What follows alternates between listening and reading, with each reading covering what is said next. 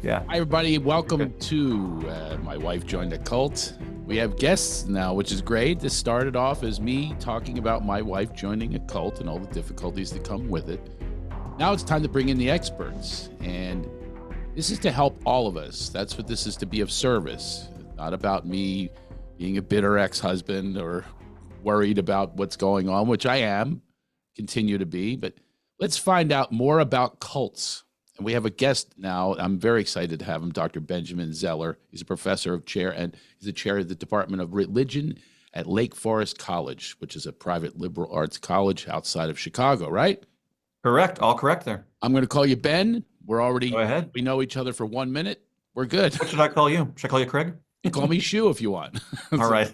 A lot of people. I have a nickname Shoe because of Shoemaker, Shoe. obviously, All right. and Sure. a lot of people call me that. But you call me Craig. I'll call you Shoe. I'll call you Shoe. Do you ever get Zell when you were I growing up? do. Some of my students call me Zell. Do they really? Well, Yeah. now they have an app for it. Here we go. Yeah. the Zell app. Exactly. So, well, as you can tell, maybe you can tell this. I like to have fun with it. It is a serious subject, but I take laughter seriously. Good. And I imagine you do as well. You're already smiling. And, let's get into this. I'm so Sure. excited to have you because you can really give me some more insight into what I saw you study, and correct me if I'm wrong. It's like the new religions that have happened and the new spiritual practices and things like that that are couched in different ways that seem like they're really good for people that sometimes they're not. Yeah. And so that is what your area of expertise is in, correct? Correct. Yeah. So I studied new religious movements, and so these overlap. If you did like a Venn diagram with like the cults and new religious movements, it depends who you ask, but there's certainly an overlap there. So scholars of new religions, we don't tend to use the word cult when we're studying the groups we're studying, even if they are a group which we would say is a profoundly horrible group. So, for example, the typical one you'd use as an example would be like People's Temple or Jonestown, which resulted in mass murder. Although I certainly think it is a bad group, and I think the leader was a bad person. I don't call it a cult because I don't want to dehumanize the members, many of whom lost their lives in murder or suicide. So by calling it a cult, I mean automatically a cult almost by definition means that it's a bad group, which it may be, but I don't want to start there. I might end up there. Well, I'd like to discuss that. You say cult it's kind of construed as a bad word. Yeah. But is it really? What is the meaning of cult? I believe it's part of culture, and it's a derivative of that, which would not be a bad thing, would not be a bad group. Obviously, we associate the word because there's so many examples of this cultish activity, or maybe even of the occult. So I understand what you're saying, but I also want to challenge it a little bit. Could it be necessary to call it that for what it is, to kind of enlighten people or wake them up to maybe they're part of something that's more of like a cult? I would argue there was an historical transformation sort of in the 70s when you had sort of the great cult scare with groups like Jonestown at the People's Temple, other groups as well, like the Hare Krishnas, the Scientologists, the Moonies, the family, or the Children of God, as they were called, all sorts of groups which were deeply threatening and deeply upsetting, and some of whom really did horrible things. Some of which were basically harmless, or were harmless to some members, but harmful to others. Because of this, because of the news coverage and the actual events which occurred, and then this gets repeated in the 90s with Heaven's Gate and the Branch Davidians and such, the term cult comes to become equated with all sorts of bad stuff. So that's... I think the way if a new group were forming, which fits within the same sort of category, it immediately would get sort of that connotation. But the word cult didn't used to have a negative connotation. I think early 20th century, it certainly didn't. Sociologists still sometimes use it in sort of a formal, a technical sense without a negative connotation. The thing is that it's sort of like the formal definition of a cult doesn't actually match the way we use it. So if you're asking me to formally define it, it means sort of a group that coheres around one thing, but with sort of a loose social boundary. So think like a cult of personality, like Swifties or something like that. That's like the classic model of cult. It was like the cult of the Virgin Mary or something, right? But you did other stuff too. It wasn't your main thing. We don't actually mean that when we say cult. We don't mean, most of us don't, at least. So, although there's all sorts of interesting overlaps between, to be clear, I'm not saying Swifties are part of a cult, but there's all sorts of interesting overlaps between fandoms and cults and cultures and subcultures, political parties, and it gets super fascinating. It is fascinating. It's also bringing me to the point of I'm actually exploring now, even talking to you, really what is that about? And you did say something about a group, but I do think that one definition is it has a leader. Oh That's yeah, yeah, that's that's my exploration, subtle exploration into this is there's someone who's deified, canonized, and yeah, usually that's the case where that leader, yeah, they give everything over to that leader. I can't even think of an example of a cult that doesn't have that, even if it's Taylor Swift. yeah. You know what I mean? And it is fandom. I love that you use that term because it's basically that's what it is. I know in the case with my ex-wife, she's a fan of this leader who leads women into getting out of their marriages, sovereign freedom, all these terminologies, and which we're going to get to. A lot of it's semi Mhm. spiritual practices or whatever they define it however they want to define it, which are ever changing, by the way. It's all theoretical. Yeah. I always say there's no history to this. There's no proven history to all of your. Well, so I think you're right that pretty much every group has a leader, and it's usually a charismatic leader. Yes, Now yes. you can have older groups whose founder is dead, and then sort of there's no one like there's a different leader. I mean, so for example, I'm trying to think of any movement that doesn't have a leader. I mean, you can't have a functional group without someone in charge. I mean, one could imagine it. I'm unaware of any I'm going to give you cult-like one. groups I'm going to, I'll give you that one. have no one in charge. I'll give you one. I've discussed this. I'm going to give you one. Yeah, go ahead. And I'm absolutely certain that it's not a cult, but it's been called a cult. Yeah. Alcoholics Anonymous. Oh, yeah, yeah. They're literally in part of the preamble is we are but trusted servants. We do not govern. There are no leaders. There are no dues or fees for membership. All of that makes them not a cult, but people will say that it is. But there's no one recruiting. There's no one saying, give me some money. Here you go. It's all suggestive only and so on. So I think I think that's Sure. the one piece of little research that I've done that would define them not as a cult. I suppose if you want to talk about like social movements too, you could do that as well. So people who are into like crystal healing, there's no single crystal healer who Yeah. like is in charge of the whole group, but there's lots of different crystal healers who disagree with each other. But crystal healing as a whole, you could say, I mean, I don't want to say things are cults because it implies it's bad. I don't think crystal healing is necessarily bad. No, I think someone who like doesn't go to like normal medical treatment and instead goes to crystals and ends up hurting themselves, I think that's bad. Well, But I this is don't want to great. disparage the whole thing. Yeah, it's really interesting where we're going with this. As Uh, as I'm responding, my thought is that these but individuals bastardize these things that are probably wonderful at its roots. As a matter of fact, religion's wonderful at its roots. I mean, all of these things, they get the leader though that does the subgroups of crystals, multi-level marketing, and then everybody thinks that all multi-level marketing are a bunch of cults. yeah, Not certainly to your point, yeah. not as a matter of fact, that's great for some people. They made a lot of money and a lot of community and things like that. And all of these, even religions, I know, for instance, Scientology, you mentioned that earlier, and they Sure, certainly have yeah, a bad rap. yeah. I was talking about this yesterday. I'm not kidding you, Ben. I hung out with, when I moved to Hollywood, about 10 major Scientologists, including Lisa Presley was a good friend, L. Ron Hubbard's son, Arthur. Hmm. None of them ever recruited me. I was like kind of insulted. I called one of them recently. I said, "Hey, man, how come you guys never came on to me?" But again, it's the people within the structure. Like, Yeah, obviously, there's people that are exposing yeah. the bad apples.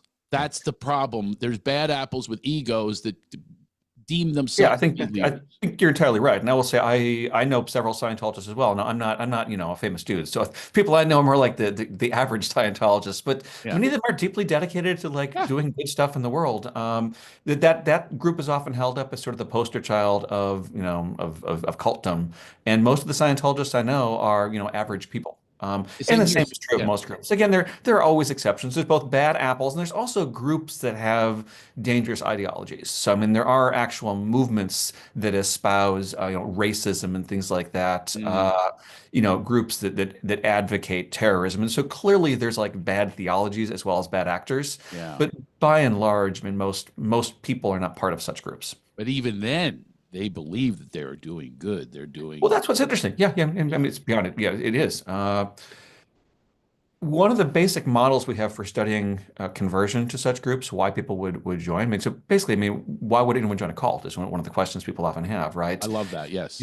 The, the answer is typically because it does something for them. I mean, there Yes. are a few exceptions if you're raised in the group, if you're, kidnapped or something. But for the vast majority of people, it does something for them which makes sense to them. Outside, it often doesn't make sense to those of us who are family or loved ones or just observers. Um, it doesn't necessarily need to be rational. It can be rational, but it's often emotional. It's often spiritual. But a person who says, I joined this group because it made me feel whole, or it gave me a sense of community, or it made me feel as if I could recover from the trauma of my life. Those are all reasons. Some people join groups because it makes them feel good, because it makes other people bad. I mean, so if you join a group which says you're part of the saved and everyone else is damned, Yeah. then that offers a certain sort of appeal to many people, probably not everyone. And then, of course, there are individuals who've suffered a lot in their life, and this group tells them how to, in their minds, sort of deal with it and feel better. And that can be very positive to them, but it could also be very manipulative if you're looking at it from the outside, That's right. if you have victimized people. And they prey Yes. upon these vulnerabilities. They prey upon people not who haven't found their purpose. Somebody who is wounded and hasn't dealt with their wounds properly. Which that's the other thing that calls to is where are the proper channels for dealing with this, like mental health, even where is, I mean, who's the expert on that? Who's the expert on dealing with your specific trauma? I mean, it's really difficult out there right now. I'm finding this too, but there's no solutions. There's very few solutions. Yeah. And on different groups will appeal to different people too, because everyone has a different experience. And the sort of person who would join a group with sort of like a new age focus on self-actualization, it's not the same person who would join a fundamentalist group, which would say, read the Bible and the end of the world is coming. We Mm. might call them both cults, but they're really they work differently and they attract a different sort of person. Well, I guess there's levels that you could say, but it Sure, yeah. doesn't mean that they're not under the same heading. I wonder if we could come up with a different word today for cult, Well, I mean, because so of all the connotations that come with that's it. That's what we've been trying. And as scholars, we use this term new religious movements, but it's messy because some of them aren't new and some aren't that religious and some of them aren't movements. But we know what we're talking about. It's like that, who was the Supreme Court justice who talked about pornography? I know it when I see it, right? So I know the groups when I know the sort of groups we're talking about, but it's really hard to have a single definition to encompass them all. Some of the shared commonalities, you talked about sort of a charismatic leader, or Yeah, sort of the idea that people are willing to invest huge amounts of themselves in the group, either financially or psychologically or spiritually. yeah, Typically, these groups are what we would call sectarian. They're sort of, which means they split off. So they see themselves as special and everyone else as sort of you're either in or you're out, you're saved or you're damned, you're right or you're wrong. Now, the problem is we see this in lots of other, things too, like politics. I mean, so oh, yeah, I'm wary of crafting an approach to cult where like pretty much everyone's part of it, because then yeah. it doesn't mean anything. I'm kind of proud that I'm not, though. You know what I mean? I mean, Good. I'm in different groups and things like that, but first of all, I don't really want to be in a group necessarily. I don't want them telling me what to do. I like the self-actualization. I like self-examination. I love to explore my insides. I mean, even that's why I have you here, is to give me other perspective and other choices and other solutions and other pathways to take and methodologies to take to get to my own personal well-being. But this is also about other people listening to your suggestions to not be a part of something that could be destructive. One of the things I've said before is no one ever admits they're in a cult. I mean, I shouldn't say no one, but very few people say, I'm in a cult. Yeah, unless it's in jest or if it's an act of sort of like satire. I mean, there are a few Yeah, groups right. that Yeah, say yeah, we're a cult, but then it's usually also a critique of like, oh, you're all in a cult because we're in a cult. But you're right. If they're being serious and not in jest, no one, even the members of these groups, we had I edited a journal on the study of these groups, and we had a scholar who did research on ex-members of Aum Shinrikyo. That was the group in Japan with that horrible subway gas attack, killed a yeah, lot of people. yeah, But there are a lot of ex-members, and even those ex-members don't think about it as being that they were part of a cult. I mean, their charismatic leader is gone. The group is gone. I mean, the group was made illegal. yeah, Anyone who was involved was arrested. But the people who are part of it still don't see it as a cult. They see it maybe as a mistake, but they gain some sort of spiritual satisfaction from it. And that's, if you're outside of the group, very weird. yeah. Well, we always hear about when they take actions that have impact on our Yeah, world with negative actions, yeah, killing, and yeah, things like that. That's how it does get the bad name. yeah, yeah, So where's the good name that we can call whatever a group is that has maybe it has well I'm going to take it back. Every one of them has good intentions. They all yeah. believe that they're doing something good for the world. They They all do. yeah. Yeah, they They're do. convinced. One of the Well, I mean, things that I studied with Manson, one of the things that he did, and my dad was a cult leader, by the way. yeah, And you mentioned that in the prologue. So I listened to the first few episodes of the podcast, and I remember you mentioned that. yeah, and so I kind of have this other insight and Yeah, experience into this. And one of the things I have noticed is Manson, my dad, I hate to use them in the same sentence, but I will for lack of other knowledge. But they prey upon the vulnerability of women and their relationship with their father. And they'll almost like predict it. Hey, you have a problem with your dad, don't you? Oh, yeah, you're right. How'd you do that, magician? You know what I mean? And that's how they lure them in. And yeah, then other people prey upon vulnerabilities of perhaps husband, perhaps mother, whatever it is. They fulfill those needs that people aren't willing to go to another discovery path with, and they will help them along with that path and convince them that they are the answer. yeah, yeah. No, disproportionately women, but men too. There was a great documentary done on the Source family, which was a big group in the 70s. I don't know if you've seen this documentary. I think it's just called The Source Family. This was a group with sort of a central daddy figure. And I mean, there's a quote from him where he says, "I'm the daddy you've always wanted. You know, I'm the dad you've always wanted." So yes, disproportionately, and he was having sex with all the women, and there Of was all course. sorts of Yeah. horrible stuff going on. But even for the men who were part of the group. This was the father figure they wanted. This guy knew karate, and he could like commune with God. And he said it was okay to smoke as much pot as you wanted. I mean, he was the cool dad that they wanted. So, I mean, is it victimization? Yes, clearly in some cases it is. In other cases, it looks like a sort of self-therapy. A person who grows up in a sort of a horrible situation and is looking for that, Yeah. Yeah. aware of that. Um, I'm not a therapist, so I'm not really good at drawing the line where clearly some cases are explicitly victimizing, children and things like that. Others look like consenting adults who've made some very maybe bad choices in their lives, Right. Right. and have gotten into groups which satisfy their psychological needs, and they really probably ought to have gone and seen a therapist instead. But so it works. How much do you think I can attribute what I observation is that it's mental illness also. It's Mhm. a mental illness that's not being dealt with properly. I'm talking about the people that get into these things that empower other people to dictate how they operate, how they feel. I think it's a mental illness that's not being addressed. What do you think about that? It could be. I mean, again, I want to make clear I'm not a therapist. I Yeah. don't have any sort of therapeutic background, but it certainly could be, particularly if we're talking about the sort of mental illness like depression and anxiety and that a lot of people face. If you don't have good medical insurance coverage, and if you don't have a therapist you can go to, and a group says, "Come and chant our mantras or use our prayer technique or study our text, it'll make you feel better," it makes you feel better. Well, there's your therapy.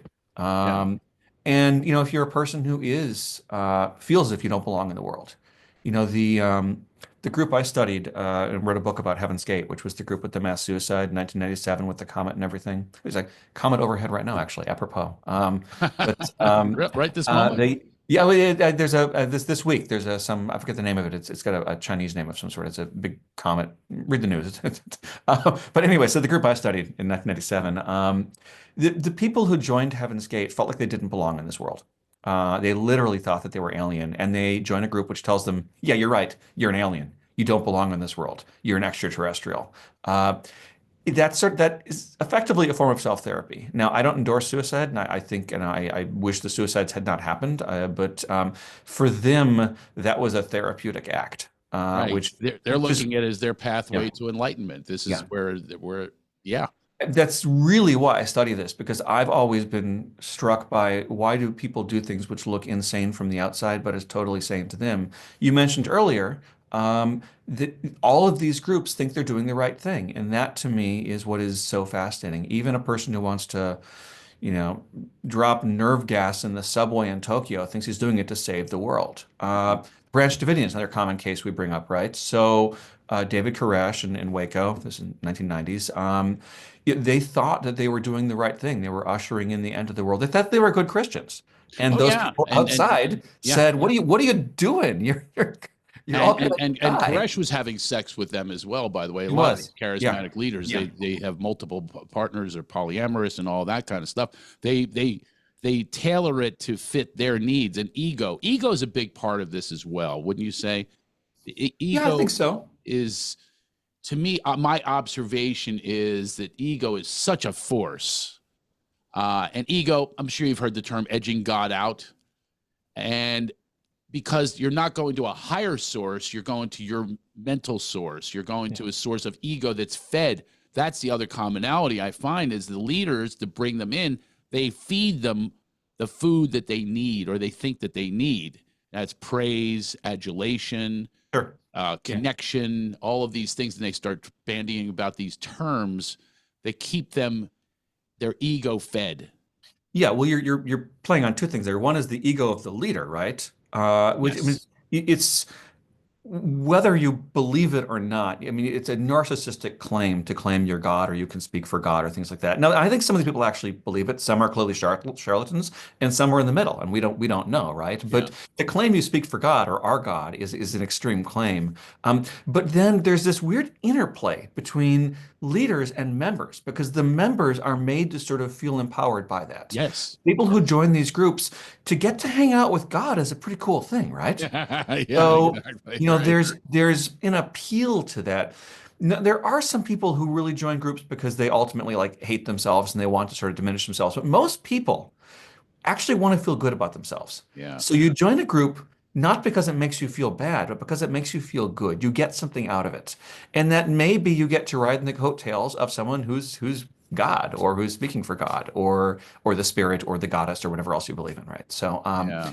now not I don't want to paint too broad of a brush. There's all sorts of new religions or cult-like groups which don't operate this way. But for the sort of groups we're thinking about with a sort of profoundly powerful, charismatic leader at the center, this certainly looks like it. Yeah. And they're like spitballing as they go along too. I've watched in my case with my ex-wife and her leader, I've observed the switch and they are committed to whatever the switch is, which is complete hypocrisy to what they had initially come out with.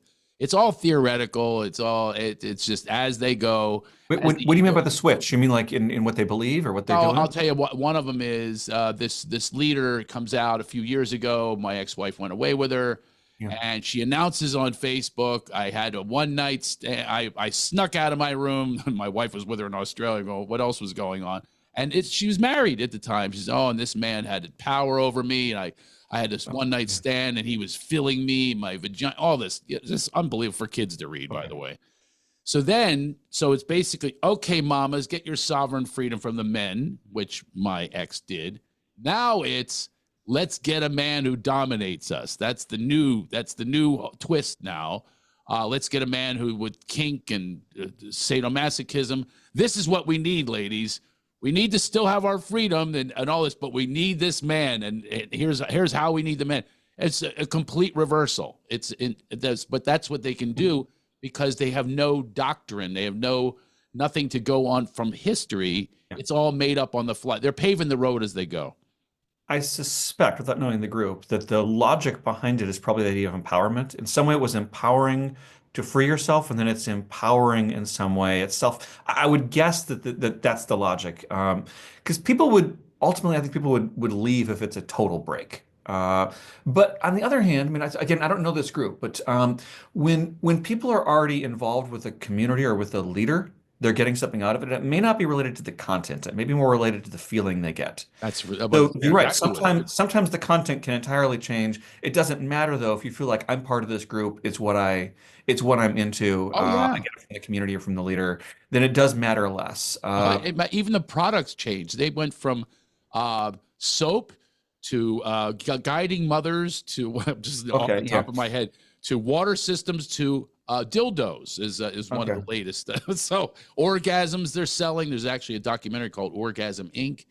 okay, But kind of this cult that's a lot of people okay. wouldn't. Yeah. I wouldn't mind being in that. But anyway, but I want to ask you this question that I've asked myself, and I have my own theories, but nobody wants to hear from me anymore. I've been had 20 episodes in. Let's hear yours. The difference between spirituality and religion, as Oh, you it's a see it. great one. Yeah, Um, Yeah, that's because my students bring that up all the time. I'm a college teacher, so I teach yeah. religion classes. So that's on the one hand, they're basically the same. The it's really hard to distinguish. What people mean, though, often is when they say spiritual but not religious, is they mean it's not institutionally anchored. Spirituality is more individualistic. Mm, Now, the fact of the matter is, we get our spirituality from something, from a website or a book or a person or something like that. So it's always anchored somehow, but the authority is seen as within the self. So spirituality is self religion in a certain way, whereas religion is typically taken as institutional or textual. You're part of a church, you're part of a synagogue, you're part of a temple. Again, I think it's sort of a fuzzy line because a group which says that they're spiritual, but they all live in a commune and follow what a leader says, that is functionally the same thing as what we're going to call religion in terms of sort of their structure. Uh, so it's sort of fuzzy, but the way people use it is actually interesting to me. If a person says I'm spiritual as opposed to saying I'm religious, that often means they identify sort of individualism or individual choice or openness as important to them because that's another idea too. So I was talking socially before, but sort of ideologically or theologically, religions typically have a dogma or a doctrine. I mean, those are not words people like to use, but you're supposed to believe something, right? You're a Christian who doesn't believe in Jesus, you probably aren't really a Christian, right? You're a Jew who doesn't, you're not in the Torah, you're probably not really a Jew, right? right. So the there's a line somewhere, right? Where spirituality is seen as open in a certain way. So a person who says I'm spiritual might just mean they don't want to buy into a particular doctrinal set of assumptions. And they might be doing the same thing. I mean, they might still be reading the Bible or the Torah or praying, but they don't want to say, I'm a blank because being a blank means that you've ascribed to that doctrine or that dogma. Right. And actually, I'll throw a third thing out too. Just the way that we use the terms. I mean, religion has gotten sort of smeared as being, we think of like, televangelists and, like politics and all the stuff like that, which, I mean, who wants to be associated with that, right? Yeah. Which is cultish as well. Yeah, I mean, that's You could that's say, actually interesting. There I had are I had a guest on that he wrote the book, The Cult of Trump. Well, that's it. I was about to allude to that. So Yeah. I think Steve Hassan has a book I think about that as That's well. him. Yeah. Yeah, that's him. Yeah, yeah. Yeah. So Hassan and I actually we would probably disagree on a lot of things, but I will agree with him that he's onto something interesting there. Yeah. So I mean, he and I would really disagree on the question of brainwashing, for example. But I absolutely think he's onto something interesting, thinking about sort of politics and what we traditionally thought of as cults, right? Politics does something. So the cult of Trump or the cult of DI or wokeism or sort of there's Mm, different sort of political cults if you want to use that word. I'm always wary because I don't want to dehumanize the members even if I happen to disagree with them. I sure. want to sort of Yeah.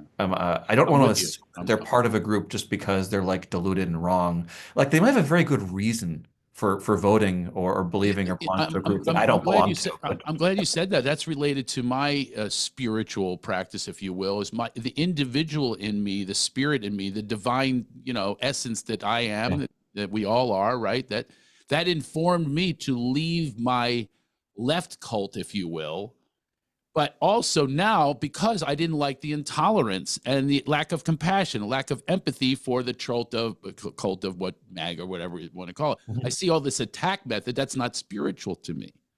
So I had to leave that group, right, to go to this middle space, this centered, mindful space, which I do Yeah, consider spiritual in yeah, practice because it's a practice.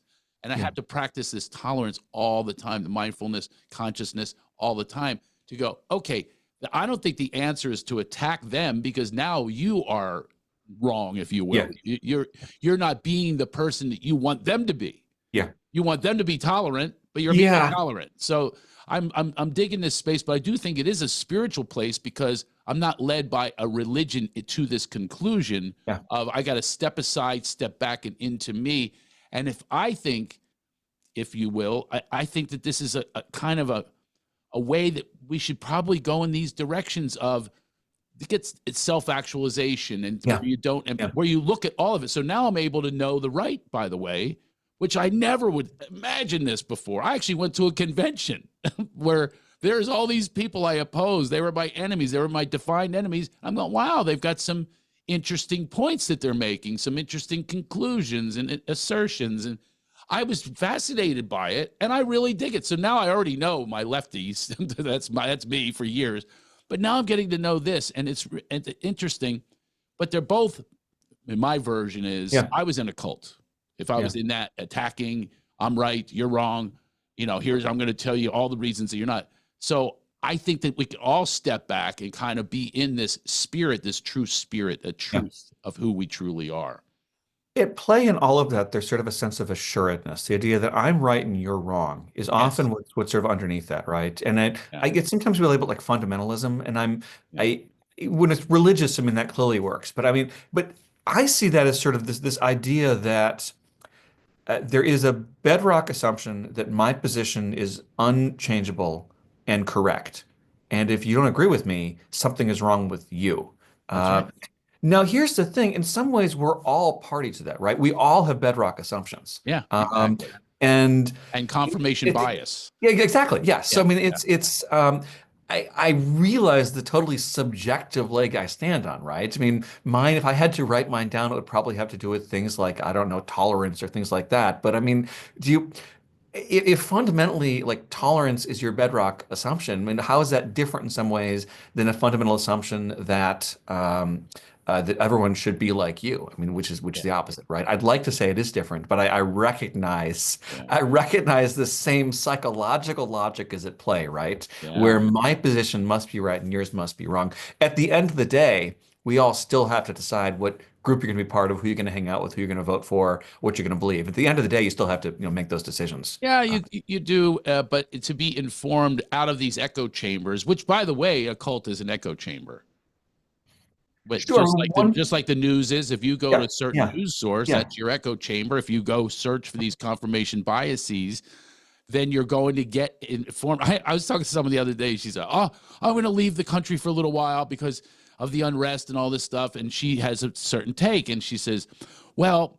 And it was all about what she was fed. So they'll go to what about storming the Capitol? Okay, so that's their echo chamber. But I'm saying, you know what? The people who stormed the Capitol, they have their own take on why they stormed the Capitol and all of that. You see what I mean? yeah. Everybody can get these echo chambers that feed them the information that keeps an enemy defined, that keeps us separate. So spirituality to me is wholeness, wellness, a community. That's what I believe spirituality to be. And that has no leader. That's just my own light that's being released. One of the sort of standard interpretations for groups, which we're going to call cults, sort of cult-like groups, is that they hand to you what you need to do and believe That's on right. a silver platter, basically, Right. telling you what's right, and you don't need to effectively think for yourself. And this is Yeah. within a group, you would never talk this Yeah. way, but Yeah. this is one of the models. It works for some people. I mean, I'm wary of applying it broadly because I've met members of many new religious movements, and they are people who are critical and self-reflective and open, and often say, "But I've chosen this. I think this is right," and they have very good reasons why it makes sense to them. However, I understand sort of on a psychological level the power of being part of a group which says you don't need to decide what's right. This is the one right way to be, Yeah. because that is. It's certainly it helps to navigate the complexities of our world, right? To be able to be told this is the one right way to be, and every other way is wrong.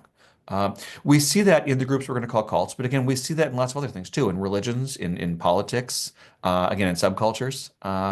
You can even see it in like sports fandoms, right? I mean, if you're fan of one group, you would never even consider being fan of another group, right? It's just Oh. and why? Just simply because it is. And that's turned into violence as well, especially English soccer.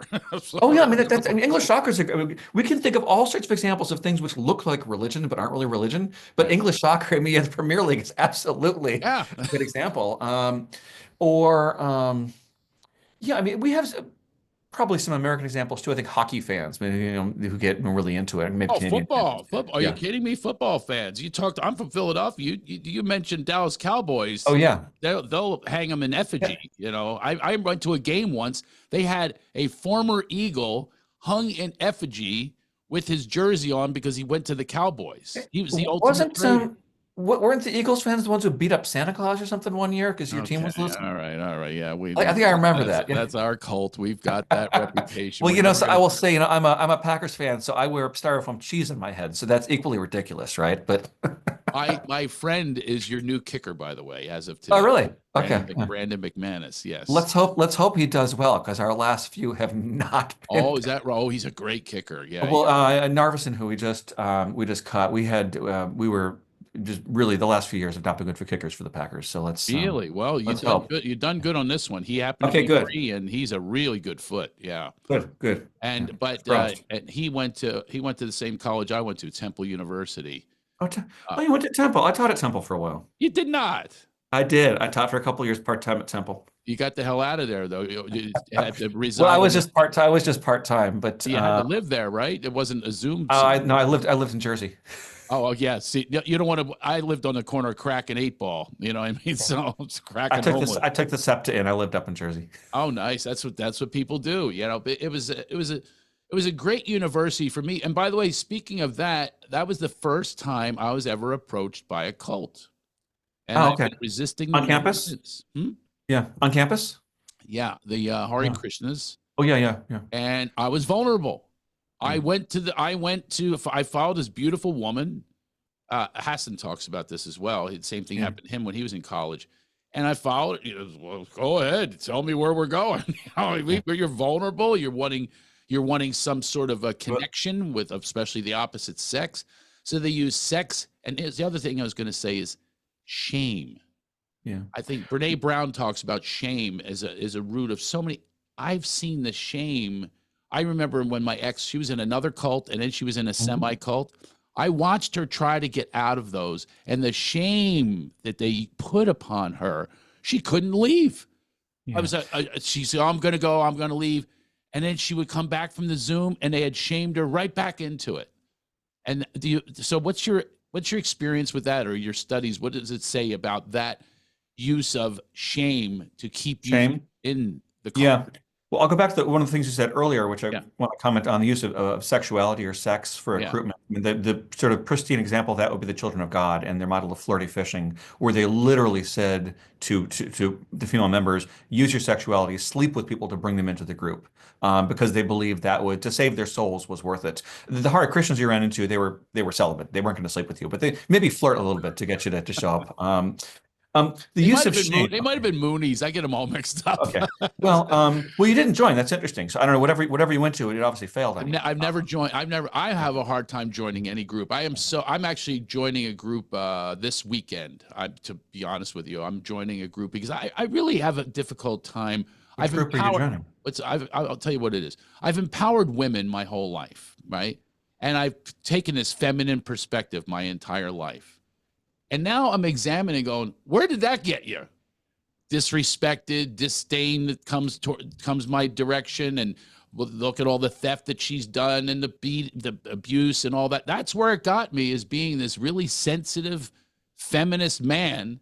And it has gotten me into this place where I always thought it was women who had the sensitivity that I could speak to vulnerably and so on. So here I am, vulnerable, attacked, stolen from, all of these, the deception beyond belief. That's been the result. So I've been compelled to say, why not speak to men? So I'm joining this men's group. And by the Okay. way, to be honest with you, between you and me, well, it's actually, but it's not between you and me because everybody's listening to this. You're making a podcast, sir. So it's, Yeah, yeah. yeah. Keep But going. Keep going. one of the things that a few of the members have already done that I don't resonate with is they talk about money. Yeah. I don't like to talk about money. I like to talk about spirit first, and then the Yeah. money flows after that. So that's one thing I'm already a little hesitant, but I'm going, okay. But I definitely have come to the conclusion that I need a group. It's not a cult because it has different people. It's a community, Yeah. and it's men that are expressing themselves, these frustrations that I used to say, a bunch of misogynist, sexist pigs, because I was taught that by women. Because if a man expresses himself, he's a patriarch. What do you know? And all that stuff. So now I'm in this position. I'm still a beautiful, loving person, but I want to have communication with men, educated men, experienced men, wise men that can share back with me this whole other perspective that I ignored because I didn't have a dad. So I went the route of the women. So anyway, that's what it is. I Well, start there have on been Saturday. men's groups for a long time. I mean, everything from like Bible studies to like drummers in the woods and things like that. Yeah, So exactly. Yeah. um, when you asked about shame and the shame of so the technical term for this is apostasy. So apostasy is leaving the group. So the study of apostates, people who leave the group. Mm. Um, and if the groups we're gonna call cults typically have a strong inside or outside distinction. So if you're either in or you're out. Um, we'll use a group like maybe the Amish as an example. So like the Amish, if you're disfellowshipped, or the Jehovah's Witness is actually a good example too. If Yeah. you're if you leave the group, you're shunned in a technical sense, and they have their theological reasons for that. Now we don't tend to think about the Amish as bad because we sort of hold them up nostalgically as, but the fact of the matter is if you leave the group, you're out. You're And Jehovah's Witness is the ostracized. same. So you're Yeah. yeah, and then this can be deeply, deeply upsetting to a person who's been raised in the group or was part of the group for a long time. To then you lose your family, you lose your friends, you lose your connections. If you're raised in the group, you may not have the skills or even the language to function outside either of the group. So there's And all that's sorts of that memoirs threat. written by people who've been raised in movement, by the way, who've left. I mean, so this is common, right? No, So I know, and that yeah, threat, they're aware of that threat from birth, yeah, from the yeah. time they enter this cult or are born into it. They are aware of that threat. You will be completely disowned, devalued. That's it. And so they are aware of that, and a lot of times, I guess that keeps them in. And then there's the shame. To get to speak to that. Yeah, and I think we see this to a lesser extent, probably in every religious or social group. There's always what we call exit costs. So one of the main models of religion is called rational choice. So rational choice talks about exit costs. So Yeah. people aren't really rational, but we're sort of rational. We're rational-ish. But if your exit costs are too high, you're not gonna exit. And you could use actually interpersonal relationships this way too. I mean, you've friends or significant others or spouses. Sometimes people stay in a relationship not because it brings them great joy, but because the cost of leaving is too high. We all have that friend who you sort of begrudgingly deal with, even though they're mooching off of you, because you don't want to deal with having a fight with them. So, like, yeah, you buy them a slice of pizza or, like, you let them hang out, but really you don't want to. But it's easier than dealing with it. Now, if we're talking about a group where the exit cost is you're going to go to hell and burn forever, then that's a pretty high exit cost, right? If we're talking about an exit cost, which is you lose all of your friends, you lose the people who you've connected with. You lose your one connection to the divine. That's a really high exit cost. So Yeah. even before we get to questions of sort of of shame as an exit cost, and that certainly can be in some groups to be told, what you're going to leave the chosen and go join a group where you're one of the damned. And again, we see this in lots of other groups too. If you leave a fundamentalist church, or even a non-fundamentalist church, like a regular sort of church, synagogue, mosque, to say to go up to think about like the most like average normal religious group you can think of. Imagine going up to the person in charge and saying, "I'm out of here," right? there would be some shame involved, right? So even more so if it's a closed community where the sense is you are really cutting yourself off, and they're going to cut you off.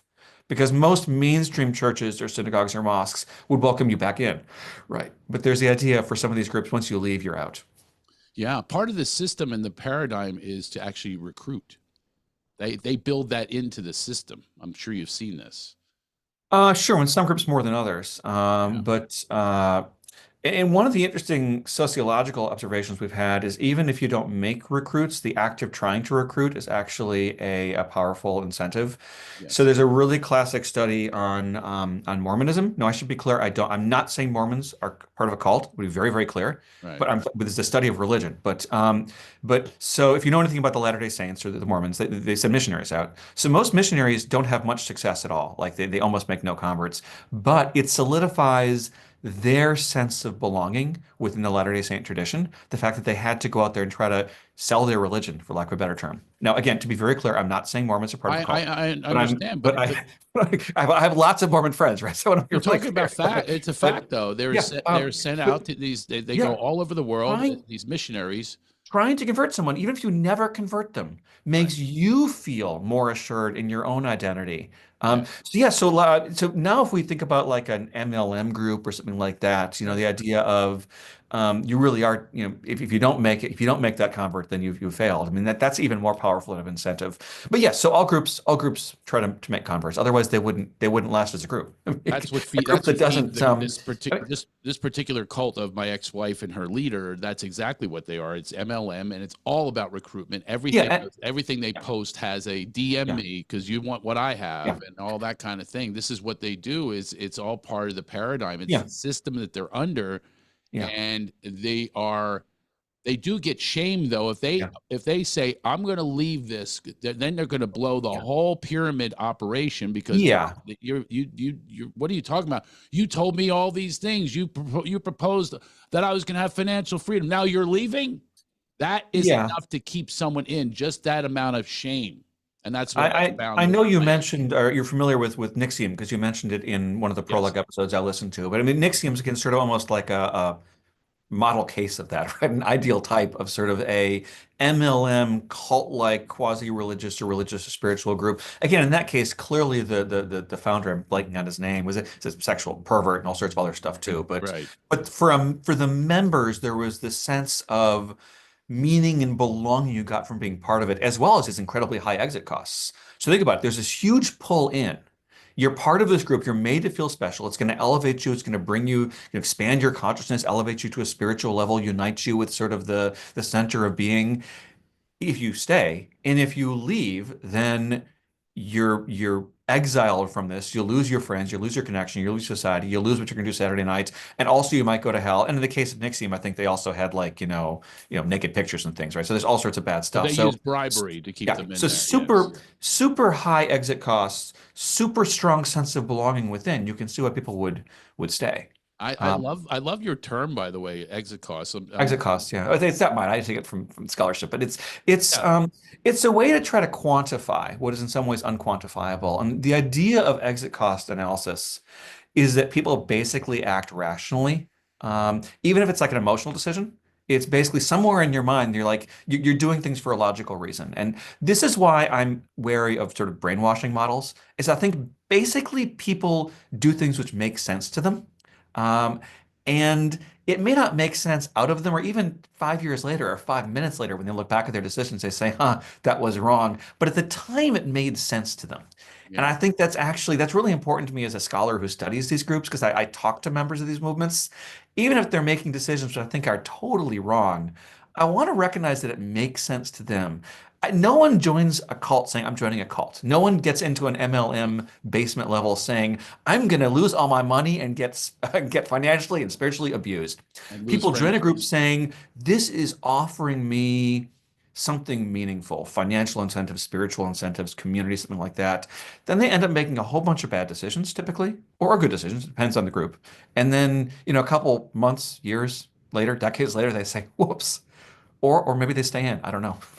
By the way, the guy's name is Keith Raniere. Keith Rainier, Raniere. thank you. Yeah, yeah, Yeah. thank you. Yeah. And he had his cult type of cult like Rainier. activity before he had this specific He group. He was did. a He did. salesperson, If I basically. recall, he actually still has some members who like hang Oh out yeah, outside of the window of the that's out of the window of prisons. his prison. And yeah, Absolutely, they so I was believe in reading him. about that, and that is so fascinating to think about. And again, go Isn't back it? to like Jonestown, which I mentioned And earlier on. Manson, they had Yeah, all the way till yeah. he's dead now, and he Um, still has followers. And yeah, it's just it's some people they get literally brainwashed. I'm going to ask you a personal question, a pivot here, sure. just because I really like you. I mean, I really connect with you. Um, Personally, I think that people like I'm going to say us. We're academic, successful. We have a lot of answers. We're happy with our own lives. I can tell you're happy with yours. I'm happy with mine. Do you ever? I'm compelled to be a leader, but there's this rub here that I don't want to be that leader. I don't want to lead people and have the ego lead the way, but I do have some things to share with people, my shared wisdom, which you do as an educator. Yeah, So do you ever battle with that, with the ego thing? And you want to be a leader, you have some sure. answers, which you have had many today, and I thank you for that. So on a personal level, I mean, I'm sure no one's Yeah, asked yeah. you this question before in an interview, but how does that Yeah. operate with you? I mean, how do you sit with that? Well, sure. I mean, as an educator, or you're doing, as a you've done stand up, you're doing podcasts. I mean, you're acting. So I mean, we all like Well, I'm a coach. I'm actually your an coach. Yeah, executive yeah. coach. Yeah, and I love my program, by the way. Yeah, But I don't want I want people to follow it, yeah, and I call them fun assignments instead of yeah, assignments and things like that. I want people to grow and yeah, with me though. yeah, And yes, but I am in kind of an yeah. educated leader. So how do So, you make? for me, I think one reason I teach is I love seeing the transformation in my students when they Exactly. realize things on their own. Yeah. I remember a course evaluation I got once where the person said, like, the question is comment on the quality of the teaching, and the person said, um, the teaching was horrible. He didn't teach us anything. He made us all figure it out on our own. Like, that was my great success, right? Yes, that's that's why I'm yeah, here. that's I that's a great want my review. students to figure things out on their own. If I have to tell you and you're memorizing and you're spewing it back at me, I'm failing as a teacher. Like, Wow. the last thing I want to do is indoctrinate someone into thinking what I want to, the same thing I do. I Right. want to give people materials to study and to think about, and I want them to come away. And I mean, there are some things, like, because if you're studying history and you're wrong, I'll correct you, right? So if you, but if there's different ways to interpret history, right? So I Sure. love I love seeing students figure stuff out. And I think I'm probably, as a coach, you do the same thing. You like seeing people figure things out and Yeah. excel on their own. Now, do I admit that it's an ego boost when a person comes back and says thank you, or I really learned from you, or that really inspired me? Of course. But that's not what drives me. I mean, that's nice, but if that's what drove me, I probably would be in a different line of work. And I'm Well, not saying you'd I'd be be a cult leader, but you'd that be a would cult be you'd be a but cult leader if yourself. you're Exactly. motivated, if a Yeah. person is motivated by always needing someone to stroke your ego and tell you how good of a job you're doing, then you and I are in the wrong line of work, Shu. I mean, Exactly. because you're not going to get that. Um, You use two words that I would separate here: indoctrinate and inspire. So we are yeah, inspiring people instead of yeah, indoctrinate. So yeah. we're not forcing them. We're kind of like I consider myself a Sherpa, a ship Okay. A Sherpa. schlepper. Well, that happens too. That's all part of the Okay. I'm schlepping. I'm a schlep Sherpa. Yeah. So sometimes I'll schlep. Sometimes I'll have nice guided steps. Okay. Gotcha. Yeah. But I Okay. always tell people, I've been up the mountain, and I will show you. Here's how to get up there. Here's how I get up that mountain. But I can't prevent you from falling in potholes, and I can't prevent Yeah. avalanches. I can't prevent that. I can show you the way, though, and I don't need to be congratulated. My congratulations is seeing your transformation, seeing you get to the top of the hill. Yeah. So I'll use an example from my teaching about cults, actually. So I always say the first day of class when I teach a class on culture and new religions, I say I don't use the term, and I don't use the term, and for empirical reasons, I don't think brainwashing really exists. But at the end of the day, if you disagree with me, that's fine. I just want you to ground your position in the empirical research we're going to look at together. So at the end of the day, if you say, yeah, I want to use the word cult or I think brainwashing does exist, that's fine. Just be able to tell me why. You don't have I to am agree going to, with yeah, me. but now You we're know, going to have a disagreement. I do believe good. brainwashing exists, Well, but is so it a terminology yeah. thing? Is it semantics?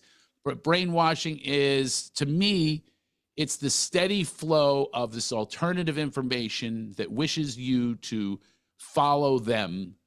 And that's what took place. I know that my kids say it all the time. My kids, I say, "What do you think? Why do you think your parents got divorced? What are you going to tell people years from now?" It's because this woman brainwashed our mom. How do you distinguish brainwashing from convincing is sort of a question I would have for you because that we do Great. that I'm all the glad to time, have that right? conversation. You're Yes. trying to convince me right now to believe in brainwashing. I don't think you're going to brainwash me. Maybe I do. I don't know. You're not going to succeed though, man. But how do you draw the line between You're some not again I vulnerable enough. You're not one of my. gotcha. You're Okay, not. so it's manipulative Yes. convincing is your model of brainwashing. I There guess you my go. response would be why not just call it that? Why not just because I don't want to make brainwashing. I don't want to have a magic idea. Because when I've heard people say that it was brainwashing, and I say, "What do you mean?" They said, "Well, they used mind control, or like they were telepathically controlling me." And that's I mean, if you want to believe that, that's fine, but that's not an empirical claim.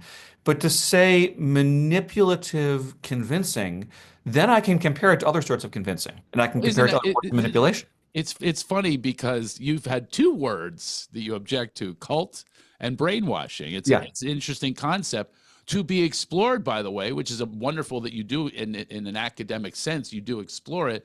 My feedback, my immediate feedback is, well, it's just a word. It's a word that we sure. can Yeah, define the word easily for people that don't understand. sure, Like even the premise of this podcast is called "My sure. Wife Joined a Cult," and they're Yeah, going, "That's not a cult.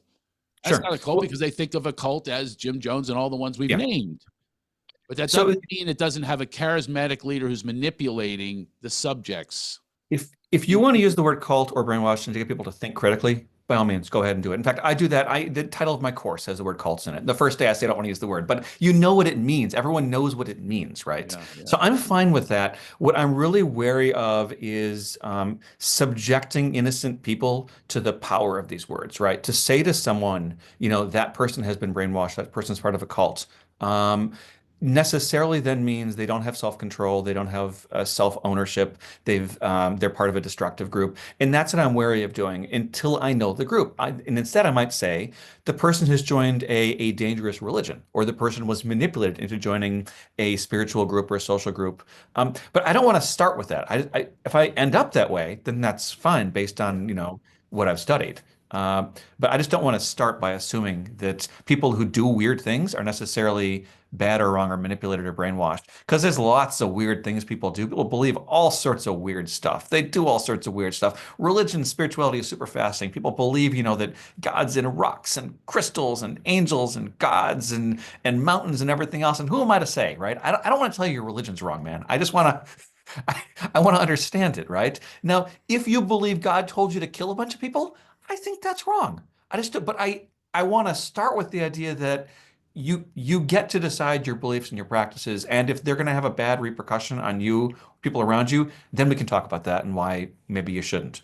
Well, I think Make a lot sense? of this has to do with, if I were to kind of summarize some of this, is the meaning we put upon words. Yeah, yeah, yeah, As absolutely. I Yeah. mean, Words are powerful. Yeah, how about the yeah, word religion? How about the yeah, word spirituality? Some people yeah, think it's kooky to be spiritual, but yeah. you must be religious and vice Yeah. versa. So Okay. when you think about it, all of these words are Yeah, buzzwords to people because of how we were yeah, indoctrinated, what we were introduced to, yeah, manipulated by. You could be manipulated by. I don't watch the news anymore. I won't watch the news because they are yeah. completely Oh, manipulative. yeah, And that's yeah. a I mean, fact, there's by the way. That's a proven fact because when it bleeds, it leads. When just watch who sponsors the news. If you want to be logical about this, step back and be in your own source of yeah, energy that will tell you, will inform you. Yeah, they're not up to your yeah. best interests. And there's a power in religion. It's not just sort of philosophy of, we're just mixing words. It doesn't matter what we say ultimately. But Yeah. if you're a religion, you get certain legal rights that if you're not a religion, you don't, right? Yeah. So, I mean, in the US at least, and in UK and Canada and places I know. But if you if you are part of a religious group, you're also afforded certain sort of cultural assumptions, right? Religions are things which are considered basically valid or good, or at least you politely accept that someone's part of a different religion, even if it's not yours. Cults are not that way, right? So the examples I can think of would be neo-pagans, Wiccans, like modern day witches. Yeah. who want to like have their, be able to say, you have towns where like you always open the town council with like a prayer, right? The Christians do it, the Muslims do it, the Jews do it. Do the Wiccans get to do it? If we're going to count neo-paganism or Wiccanism as a cult, the answer is no. You don't invite cults to address your town council. If neo-paganism counts as a religion, then the answer is ethically and probably legally. I'm not a lawyer, but I'm pretty sure that the Yeah. answer is yes. You can't discriminate. You can't say some religions are good and yours is not. So that's a powerful claim, right? To say, is your group a cult or is your group a religion? And actually, Wicca or neo-paganism is one of the ones which has slowly over time moved from sort of being seen as more cultish to more religionish. And actually, I mean, Mormonism, good example too. Although, if I recall, Romney still had to get up and say, "I'm not part of a cult" before he was allowed to run for president. Right, Then right. again, JFK said the same thing about Catholicism too. He had to say, That's true.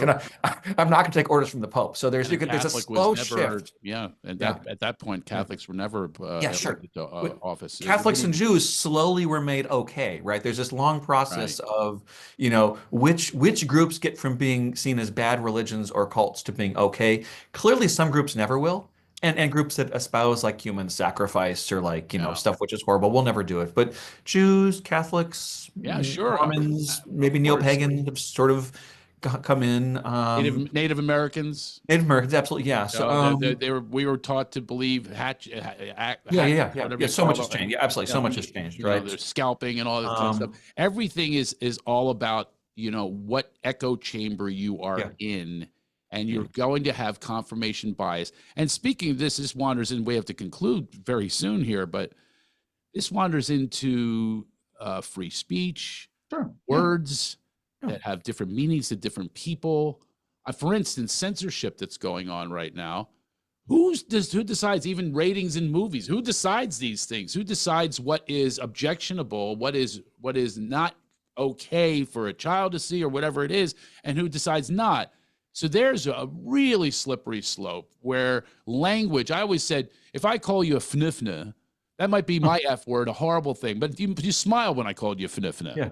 Now Yeah, I sure. just Yeah. called you a really bad And thing, Ben. okay. But I've no, been called worse. I just made it up. I've But been you know called what I mean? worse. The language is Yeah. a No, whole I got, yeah. other. What's that? Yeah. And that's the thing with the cult and Yeah. all the word religion. All of these things have all this connotation. Everything is attached to And it, as opposed to let's get to the bottom line. The bottom line is, can we be good people with, bring back civility, unity? yeah. Can we bring back community? And here's the big thing. My cult is laughter. We need more laughter. I'm starting a I like that. movement, Ben. You Yeah. could be part of it. A movement of laughing. It's the most You want me to neutral. join your cult? What's Is that? that what you're saying? You want me to join your cult is what you're saying. That's exactly right. But I'm Um, asking you to be a co-leader. Now, all right. everybody's a leader in this cult because laughter is such a beautiful essence of who we truly are. It's love, it's light, it's levity, all those things. That's what laughter is. And it's neutral. In its very essence, it's just neutral. There is no leader of laughter. Now, comedy's a different story. That's subjective.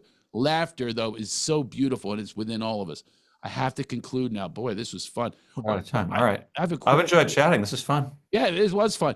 Now, speaking of enjoying chatting, were you the one that my assistant told me you were resistant to do this because you thought it was about a guy that was bagging on his ex-wife? Were you the one? Were you the guest? Yeah, I got to tell you, I listened to your prologue, and that does not sell the rest of your podcast. I have to say, man, because you're. I'm glad you're less angry now. You seem very angry, sir, in the prologue. So I think I'm sounds like you've done maybe some healing, had some healing experience. Because when I listened to your prologue, I thought, this guy sounds like he's really mostly still upset with his ex-wife. Yeah. So I'm glad in talking to you that I can see It doesn't that come that's not across just as who you are. it doesn't come across as I'm mad at the leader of the ex-wife. That's what really. It's the whole getting into the cult. I That think there was both. I think as an honest and there honest was an answer to the anger. listener was It's really watching this person. I hope yeah, this comes across. I'll say it again. Watching a person you love, whether it's my wife yeah, or anyone, go yeah, fall prey to and have this descent into darkness that I've never even witnessed before. I've never yeah, seen it in my life. Almost possessed. yeah. Anger, there's a lot of feelings. It's There's literally the stages of grief, which you're Yeah, probably there's hearing. a place for anger, and it's fine to be angry about things. But Yeah, I think that the reticence I had was that anger's a response, but anger is not productive ultimately. yeah. Uh, so that's yes, that was me who emailed your assistant said I'm not sure. I'll still I'll talk to pretty much everyone. I'll talk to people who think they're spirit communicators, all sorts of things. Ultimately, I'm an educator. I want to talk, and you seem like a great guy. So it's nice to chat with you too. I've been enjoying it. Yes, Um, this has been fun.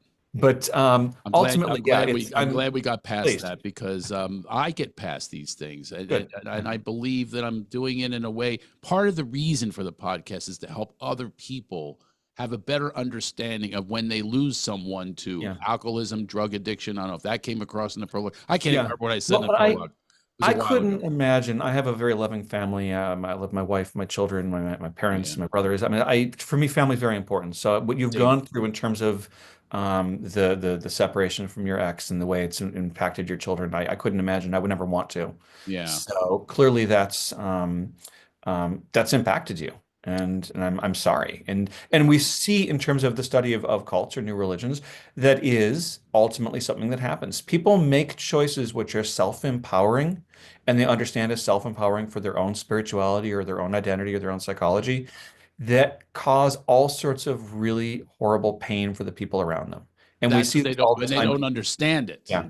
Not just in cults and new religions, other groups too, in Yeah, conventional religions too. People yeah. make these choices. And it is profoundly upsetting. And it is a profoundly, in some ways, sort of selfish move a person makes to join a group to say, you are going to be saved, you have the right way, Yeah. but no one else does. So there's real effects of that.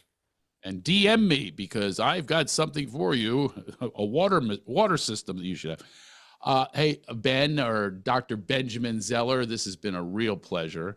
It's been a pleasure, Shu. Nice to chat with you. How do we find you? Do we find how did my assistant find you? It probably Googled me. You found me online. I think I have Okay. we used to call it Twitter. I have an X. I have an X sounds wrong. No, I have a Twitter account. X, yeah, Um, that you can, sounds funny. you have the X. I have the Twitter account. You have family, Um, and I yeah. I have such a desire to have a family. That's all I ever wanted in my life, and it just got ba-boom. Yeah, of Well, course, there's gonna be a little I hope anger that attached to that. I And hope you find peace and love and yeah, family in your future. We certainly I am, we and all we all I have deserve it. my So, kids are really. We're seeing somebody that's yeah. really helping us stay in an ethereal, divine space. It's not a cult. It's the cult of us. It's the cult of family, and we're together, and we're really on this journey together, and we're really hoping and praying for their mom. I mean, not in a way of like some bad identified patient. This is somebody that really does need help. And that's why I had you on here as well. Let's define some of these things. Let's find solutions.